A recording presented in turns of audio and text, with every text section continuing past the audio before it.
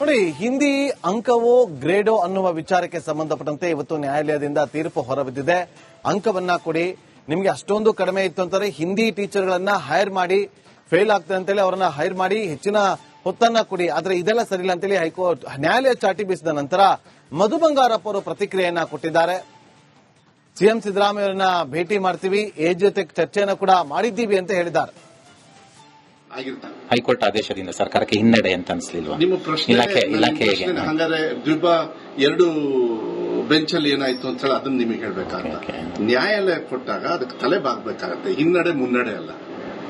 ಹಾಗಾದ್ರೆ ನರೇಂದ್ರ ಮೋದಿ ಅವರಿಗೆ ಹಿನ್ನಡೆ ಆಗಿದೆ ಅಂತ ಹೇಳಿ 2023 ಆಗಿರ್ತಕ್ಕಂಥದ್ದು ಮತ್ತೆ ತಂದಿದ್ದಾರೆ ಅಂತ ನಾನು ಅದನ್ನ ಚರ್ಚೆ ಶುರು ಮಾಡಲ್ಲ. ಈಗ ಪ್ರಶ್ನೆಗಳು ಯಾವಾಗಲೂ ಕೂಡ ವಿಚಾರಗಳನ್ನು ನೋಡಬೇಕಾಗತ್ತೆ, ಯೋಚನೆ ಮಾಡಬೇಕಾಗತ್ತೆ. ಸರ್, ಇವಾಗ ನೀವು ಅನೌನ್ಸ್ ಮಾಡಿದ್ಮೇಲೆ ಅಧಿಸೂಚನೆ ಪ್ರಕಟ ಆಯಿತು. ಅದೇ ಶೈಕ್ಷಣಿಕ ವರ್ಷದ ಆರಂಭದಲ್ಲಿ ಪ್ರಕಟ ಆಗಿದ್ರೆ ಇಷ್ಟು ಸಮಸ್ಯೆ ಆಗ್ತಿರ್ಲಿಲ್ವೇನೋ? ಮೋಸ್ಟ್ಲಿ ಅದು ಆಗ್ತಾ ಇರಲಿಲ್ಲ ಅಂತ ಹೇಳಿ ಅಧಿಕಾರಿಗಳಿಗೆ ಗಮನಕ್ಕೆ ತಂದಿಲ್ವಾ ಸರ್? ನಿಮ್ ಗಮನಕ್ಕೆ ಇದನ್ನ ಚರ್ಚೆ ಮಾಡ್ಬೇಕಾದ್ರೆ ಮಾನ್ಯ ಮುಖ್ಯಮಂತ್ರಿ ಗಮನಕ್ಕೆ ತಂದೆ ಮಾಡೋದು ನಾವು. ಆರ್ಡರ್ ಇಲ್ದೇನೂ ಕೂಡ ನಾವೇನಾದ್ರು ಒಂದು ತೀರ್ಮಾನ ಮಾಡ್ಬೇಕಾದ್ರೆ ಅವತ್ತೇ ನಾನು ನಿಮಗೆ ಹೇಳಿದೆ ಪ್ರೆಸ್ ಅಲ್ಲಿ, ನೀವು ಅದನ್ನ ಪ್ರಶ್ನೆನ ಮತ್ತೆ ಇವತ್ತು ಕೇಳ್ತಾ ಇದ್ದೀರ. ಅದಕ್ಕೆ ನಾನು ಹೇಳಿದೆ ನ್ಯಾಯಾಲಯ ಒಂದು ತೀರ್ಪು ಕೊಟ್ಟಿದೆ, ಹೆಂಗೆ ಅಂತೇಳಿ ಮಾನ್ಯ ಮುಖ್ಯಮಂತ್ರಿ ಜೊತೆಗೆ ನೋಡಿ, ಹಿಂದಿ ಅಂಕವೋ ಗ್ರೇಡೋ ಅನ್ನುವ ವಿಚಾರಕ್ಕೆ ಸಂಬಂಧಪಟ್ಟಂತೆ ಇವತ್ತು ನ್ಯಾಯಾಲಯದಿಂದ ತೀರ್ಪು ಹೊರಬಿದ್ದಿದೆ. ಅಂಕವನ್ನ ಕೊಡಿ, ನಿಮಗೆ ಅಷ್ಟೊಂದು ಕಡಿಮೆ ಇತ್ತು ಅಂತಾರೆ ಹಿಂದಿ ಟೀಚರ್ಗಳನ್ನ ಹೈರ್ ಮಾಡಿ, ಫೇಲ್ ಆಗ್ತದೆ ಅಂತೇಳಿ ಅವರನ್ನ ಹೈರ್ ಮಾಡಿ ಹೆಚ್ಚಿನ ಹೊತ್ತನ್ನ ಕೊಡಿ. ಆದ್ರೆ ಇದೆಲ್ಲ ಸರಿಯಿಲ್ಲ ಅಂತೇಳಿ ಹೈಕೋರ್ಟ್ ನ್ಯಾಯಾಲಯ ಚಾಟಿ ಬೀಸಿದ ನಂತರ ಮಧು ಬಂಗಾರಪ್ಪ ಅವರು ಪ್ರತಿಕ್ರಿಯೆಯನ್ನ ಕೊಟ್ಟಿದ್ದಾರೆ. ಸಿಎಂ ಸಿದ್ದರಾಮಯ್ಯ ಅವರನ್ನ ಭೇಟಿ ಮಾಡ್ತೀವಿ, ಏಜ್ ಜೊತೆ ಚರ್ಚೆಯನ್ನು ಕೂಡ ಮಾಡಿದ್ದೀವಿ ಅಂತ ಹೇಳಿದ್ದಾರೆ. ಹೈಕೋರ್ಟ್ ಆದೇಶದಿಂದ ಸರ್ಕಾರಕ್ಕೆ ಹಿನ್ನಡೆ ಅಂತ ಅನ್ಸಲಿಲ್ವಾ? ನಿಮ್ಮ ಪ್ರಶ್ನೆ ಹಂಗಾರೆ ಎರಡು ಬೆಂಚ್ ಅಲ್ಲಿ ಏನಾಯ್ತು ಅಂತ ಹೇಳಿ ಅದನ್ನ ನಿಮಗೆ ಹೇಳ್ಬೇಕಾಗತ್ತೆ. ನ್ಯಾಯಾಲಯ ಕೊಟ್ಟಾಗ ಅದಕ್ಕೆ ತಲೆ ಬಾಗಬೇಕಾಗತ್ತೆ, ಹಿನ್ನಡೆ ಮುನ್ನಡೆ ಅಲ್ಲ. ಹಾಗಾದ್ರೆ ನರೇಂದ್ರ ಮೋದಿ ಅವರಿಗೆ ಹಿನ್ನಡೆ ಆಗಿದೆ ಅಂತ ಹೇಳಿ 2023 ಆಗಿರ್ತಕ್ಕಂಥದ್ದು ಮತ್ತೆ ತಂದಿದ್ದಾರೆ ಅಂತ ನಾನು ಅದನ್ನ ಚರ್ಚೆ ಶುರು ಮಾಡಲ್ಲ. ಈಗ ಪ್ರಶ್ನೆಗಳು ಯಾವಾಗಲೂ ಕೂಡ ವಿಚಾರಗಳನ್ನು ನೋಡಬೇಕಾಗತ್ತೆ, ಯೋಚನೆ ಮಾಡಬೇಕಾಗತ್ತೆ. ಸರ್, ಇವಾಗ ನೀವು ಅನೌನ್ಸ್ ಮಾಡಿದ್ಮೇಲೆ ಅಧಿಸೂಚನೆ ಪ್ರಕಟ ಆಯಿತು. ಅದೇ ಶೈಕ್ಷಣಿಕ ವರ್ಷದ ಆರಂಭದಲ್ಲಿ ಪ್ರಕಟ ಆಗಿದ್ರೆ ಇಷ್ಟು ಸಮಸ್ಯೆ ಆಗ್ತಿರ್ಲಿಲ್ವೇನೋ? ಮೋಸ್ಟ್ಲಿ ಅದು ಆಗ್ತಾ ಇರಲಿಲ್ಲ ಅಂತ ಹೇಳಿ ಅಧಿಕಾರಿಗಳಿಗೆ ಗಮನಕ್ಕೆ ತಂದಿಲ್ವಾ ಸರ್? ನಿಮ್ ಗಮನಕ್ಕೆ ಇದನ್ನ ಚರ್ಚೆ ಮಾಡ್ಬೇಕಾದ್ರೆ ಮಾನ್ಯ ಮುಖ್ಯಮಂತ್ರಿ ಗಮನಕ್ಕೆ ತಂದೆ ಮಾಡೋದು ನಾವು. ಆರ್ಡರ್ ಇಲ್ದೇನೂ ಕೂಡ ನಾವೇನಾದ್ರು ಒಂದು ತೀರ್ಮಾನ ಮಾಡ್ಬೇಕಾದ್ರೆ ಅವತ್ತೇ ನಾನು ನಿಮಗೆ ಹೇಳಿದೆ ಪ್ರೆಸ್ ಅಲ್ಲಿ, ನೀವು ಅದನ್ನ ಪ್ರಶ್ನೆನ ಮತ್ತೆ ಇವತ್ತು ಕೇಳ್ತಾ ಇದ್ದೀರ.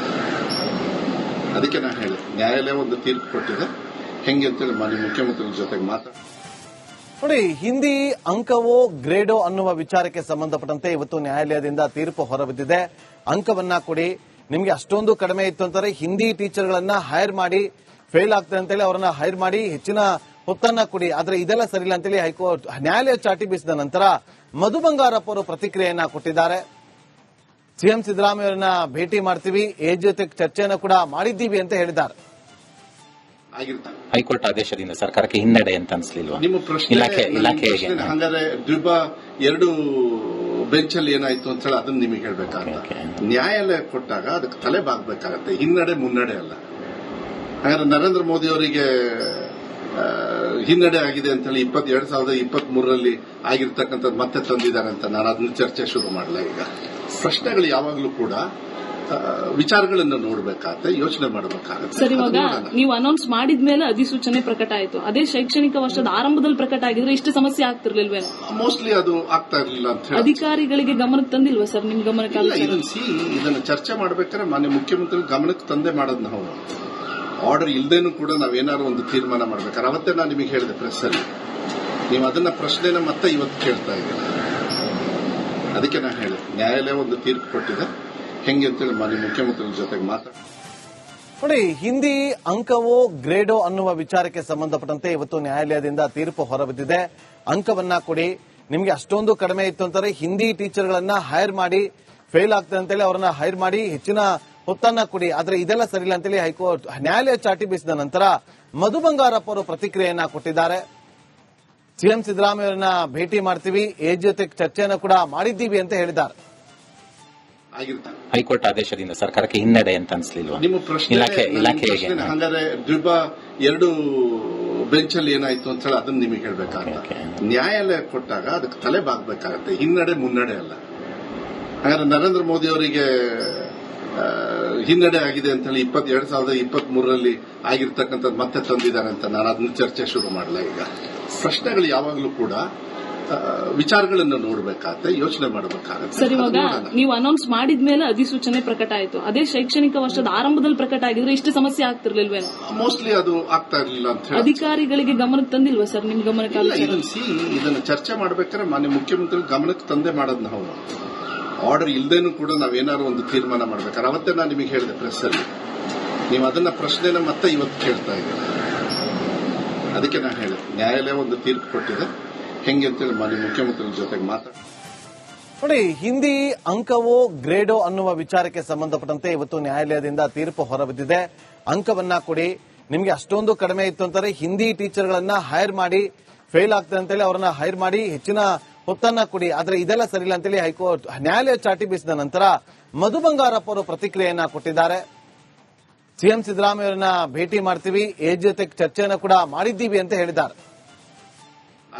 ಹೈಕೋರ್ಟ್ ಆದೇಶದಿಂದ ಸರ್ಕಾರಕ್ಕೆ ಹಿನ್ನಡೆ ಅಂತ ಅನ್ಸ್ಲಿಲ್ವಾ? ನಿಮ್ಮ ಪ್ರಶ್ನೆ ಹಂಗಾರೆ ಎರಡು ಬೆಂಚಲ್ಲಿ ಏನಾಯ್ತು ಅಂತ ಹೇಳಿ ಅದನ್ನ ನಿಮಗೆ ಹೇಳ್ಬೇಕಾಗತ್ತೆ.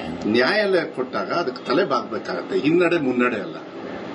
ಹಾಗಾದ್ರೆ ನರೇಂದ್ರ ಮೋದಿ ಅವರಿಗೆ ಹಿನ್ನಡೆ ಆಗಿದೆ ಅಂತ ಹೇಳಿ 2023ರಲ್ಲಿ ಆಗಿರ್ತಕ್ಕಂಥದ್ದು ಮತ್ತೆ ತಂದಿದ್ದಾರೆ ಅಂತ ನಾನು ಅದನ್ನ ಚರ್ಚೆ ಶುರು ಮಾಡಲ್ಲ. ಈಗ ಪ್ರಶ್ನೆಗಳು ಯಾವಾಗಲೂ ಕೂಡ ವಿಚಾರಗಳನ್ನು ನೋಡಬೇಕಾಗತ್ತೆ, ಯೋಚನೆ ಮಾಡಬೇಕಾಗತ್ತೆ. ಸರ್, ಇವಾಗ ನೀವು ಅನೌನ್ಸ್ ಮಾಡಿದ್ಮೇಲೆ ಅಧಿಸೂಚನೆ ಪ್ರಕಟ ಆಯ್ತು. ಅದೇ ಶೈಕ್ಷಣಿಕ ವರ್ಷದ ಆರಂಭದಲ್ಲಿ ಪ್ರಕಟ ಆಗಿದ್ರೆ ಇಷ್ಟು ಸಮಸ್ಯೆ ಆಗ್ತಿರ್ಲಿಲ್ವೇನೋ? ಮೋಸ್ಟ್ಲಿ ಅದು ಆಗ್ತಾ ಇರಲಿಲ್ಲ ಅಂತ ಹೇಳಿ ಅಧಿಕಾರಿಗಳಿಗೆ ಗಮನಕ್ಕೆ ತಂದಿಲ್ವಾ ಸರ್? ನಿಮ್ ಗಮನಕ್ಕೆ ಇದನ್ನ ಚರ್ಚೆ ಮಾಡ್ಬೇಕಾದ್ರೆ ಮಾನ್ಯ ಮುಖ್ಯಮಂತ್ರಿ ಗಮನಕ್ಕೆ ತಂದೆ ಮಾಡೋದು ನಾವು.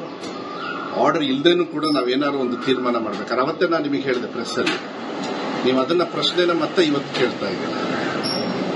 ಅದಕ್ಕೆ ನಾನು ಹೇಳಿದೆ ನ್ಯಾಯಾಲಯ ಒಂದು ತೀರ್ಪು ಕೊಟ್ಟಿದೆ, ಹೆಂಗೆ ಅಂತೇಳಿ ಮಾನ್ಯ ಮುಖ್ಯಮಂತ್ರಿ ಜೊತೆಗೆ ನೋಡಿ, ಹಿಂದಿ ಅಂಕವೋ ಗ್ರೇಡೋ ಅನ್ನುವ ವಿಚಾರಕ್ಕೆ ಸಂಬಂಧಪಟ್ಟಂತೆ ಇವತ್ತು ನ್ಯಾಯಾಲಯದಿಂದ ತೀರ್ಪು ಹೊರಬಿದ್ದಿದೆ. ಅಂಕವನ್ನ ಕೊಡಿ, ನಿಮಗೆ ಅಷ್ಟೊಂದು ಕಡಿಮೆ ಇತ್ತು ಅಂತಾರೆ ಹಿಂದಿ ಟೀಚರ್ಗಳನ್ನ ಹೈರ್ ಮಾಡಿ, ಫೇಲ್ ಆಗ್ತದೆ ಅಂತೇಳಿ ಅವರನ್ನ ಹೈರ್ ಮಾಡಿ ಹೆಚ್ಚಿನ ಹೊತ್ತನ್ನ ಕೊಡಿ. ಆದ್ರೆ ಇದೆಲ್ಲ ಸರಿಯಿಲ್ಲ ಅಂತೇಳಿ ಹೈಕೋರ್ಟ್ ನ್ಯಾಯಾಲಯ ಚಾಟಿ ಬೀಸಿದ ನಂತರ ಮಧು ಬಂಗಾರಪ್ಪ ಅವರು ಪ್ರತಿಕ್ರಿಯೆಯನ್ನ ಕೊಟ್ಟಿದ್ದಾರೆ.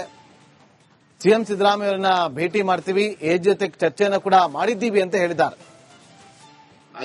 ಹೈಕೋರ್ಟ್ ಆದೇಶದಿಂದ ಸರ್ಕಾರಕ್ಕೆ ಹಿನ್ನಡೆ ಅಂತ ಅನ್ಸ್ಲಿಲ್ವಾ? ನಿಮ್ಮ ಪ್ರಶ್ನೆ ಹಂಗಾರೆ ಎರಡು ಬೆಂಚಲ್ಲಿ ಏನಾಯ್ತು ಅಂತ ಹೇಳಿ ಅದನ್ನ ನಿಮಗೆ ಹೇಳ್ಬೇಕಾಗತ್ತೆ. ನ್ಯಾಯಾಲಯ ಕೊಟ್ಟಾಗ ಅದಕ್ಕೆ ತಲೆ ಬಾಗಬೇಕಾಗತ್ತೆ, ಹಿನ್ನಡೆ ಮುನ್ನಡೆ ಅಲ್ಲ.